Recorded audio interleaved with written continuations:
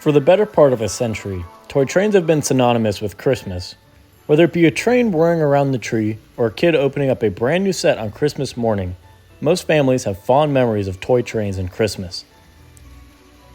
Lionel has capitalized on this for decades, making it a key part of not just their advertising, but their brand image as a whole. Objectively, receiving a Lionel train on Christmas morning is an American pastime. The Polar Express is a Christmas film that highlights the importance of believing, friendship, and the Christmas spirit. Released in 2004, the film was a hit amongst a young, impressionable audience. If you were a toy train manufacturer, this is quite literally the perfect scenario. Kids wanted their own Polar Express, and what's better than a Christmas-themed toy train to be sold at Christmas time? This was any toy train manufacturer's dream. Could anything top this? Mike's Train House, aka MTH, is arguably the rival to Lionel. In 2004, the two giants both landed major brand deals. Lionel secured the rights to the Polar Express, and MTH secured the rights to SpongeBob. Don't get it twisted, SpongeBob was a hit amongst children. Personally, I can vouch for this. I loved watching the show growing up and still tune into old reruns from time to time. But when you think of SpongeBob, you definitely don't think of model trains. So what gives? Well, it's hard to say what MTH was thinking. While partnering with a cartoon seems smart, since it's geared towards children and MTH wants to get their trains into more kids' hands, the show itself doesn't revolve around trains even remotely.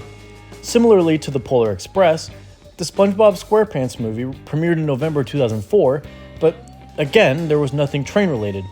If you received a SpongeBob train set for Christmas, you weren't playing with something that would have been in the show, let alone even Christmas-themed.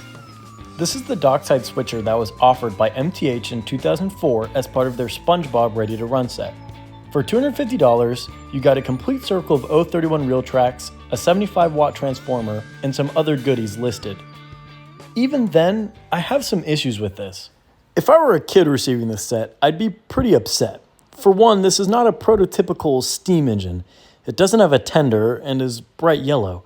Additionally, compared to Lionel's Polar Express released around the same time, this came with no figures, had less track, and was an objectively weaker train.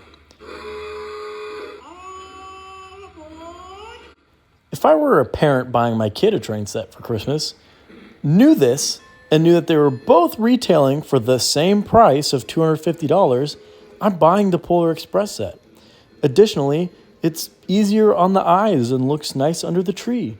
The SpongeBob dockside switcher also has no traction tires, making it very loud, and I'd probably get sick of it. From a collector's standpoint, the SpongeBob set is sick as hell. I love licensed HO trains, and it's cool to see licensed O-gauge trains as they just aren't as popular. Additionally, the set has some cool features. For starters, activating the horn button causes the SpongeBob theme song to play.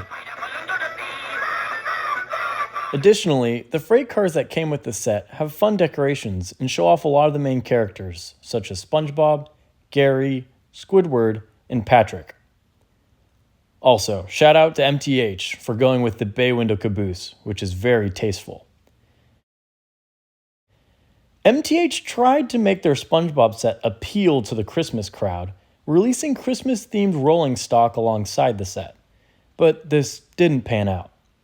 In December of 2005, the year following their dockside switcher, they released a 260 steam engine, also dubbed the Bikini Bottom Express. I believe they sold very, very few of these, as finding one for sale today is nearly impossible. As I mentioned earlier, from a collecting standpoint, this set is awesome, but the market wasn't meant for collectors. MTH tried to sell a train that had no real relation to the cartoon. Lionel, however, sold a train that let the consumer be a part of the movie.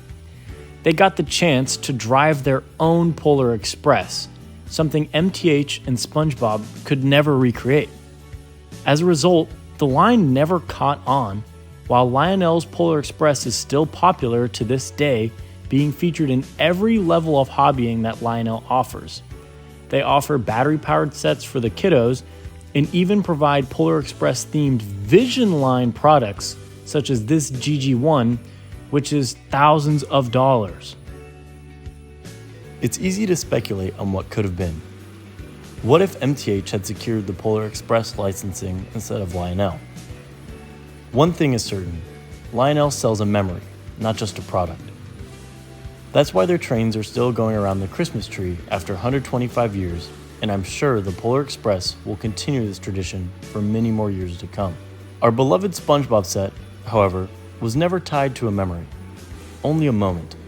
SpongeBob was popular, and as interest in the show declined, so did interest in the product. There was no deeper connection keeping it alive, nothing that could tie it to the joy of Christmas. Thank you all for watching, and whatever's going around your tree this year, I hope it brings you joy. Happy holidays.